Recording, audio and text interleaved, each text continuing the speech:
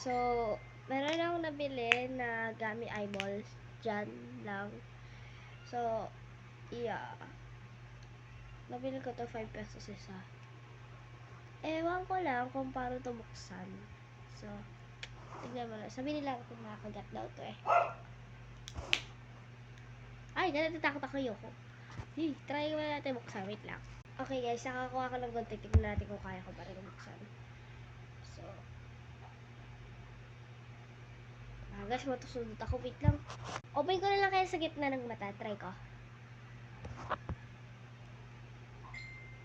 Hindi ka hirap. Wait lang.